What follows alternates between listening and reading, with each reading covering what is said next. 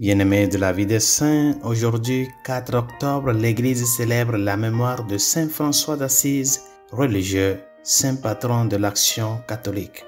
François Bernardone, le fondateur des 3 ordres franciscains, est né à Assise en Italie en 1181. Son père était un riche marchand de la ville.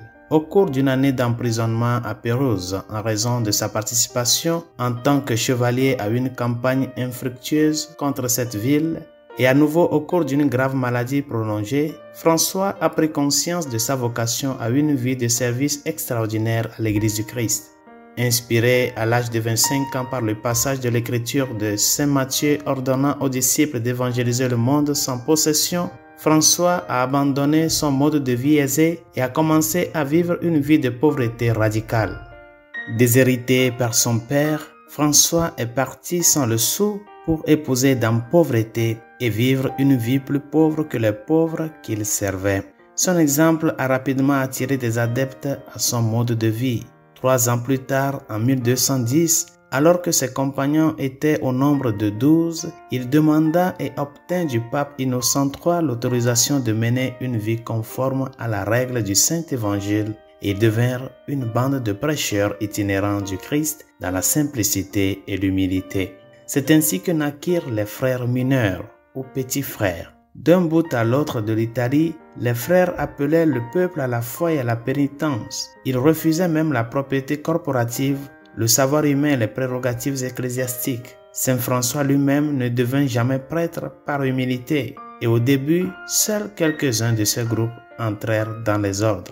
La pratique de la pauvreté évangélique de François et sa dévotion à l'humanité du Christ ont réchauffé le cœur d'un monde qui se refroidit, et bientôt, un vaste mouvement franciscain a balayé l'Europe. En 1219, plus de 5000 franciscains se sont réunis à Assise pour le célèbre chapitre des Nattes. Pour répondre à ce renouveau religieux, François a fondé par l'intermédiaire de Sainte Claire d'Assise un second ordre pour les moniales cloîtrés et un 3e ordre pour les religieux et les laïcs des 2 sexes. La dévotion de François pour la passion du Christ l'incite à entreprendre un voyage missionnaire en Terre Sainte.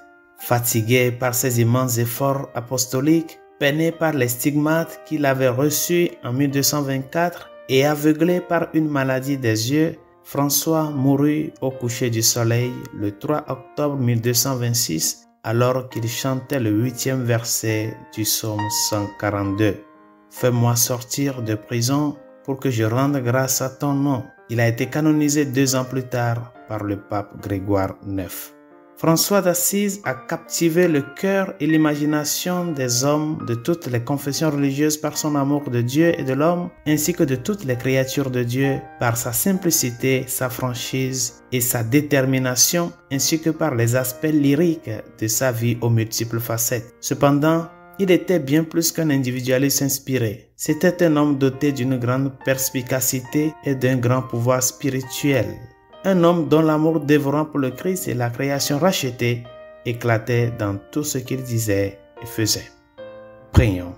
Dieu, tu as permis à Saint François d'imiter le Christ par sa pauvreté et son humilité. En marchant sur les traces de Saint François, puissions-nous suivre ton Fils et être liés à toi par un amour joyeux, par Jésus le Christ, notre Seigneur. Amen. Saint François d'Assise, priez pour nous.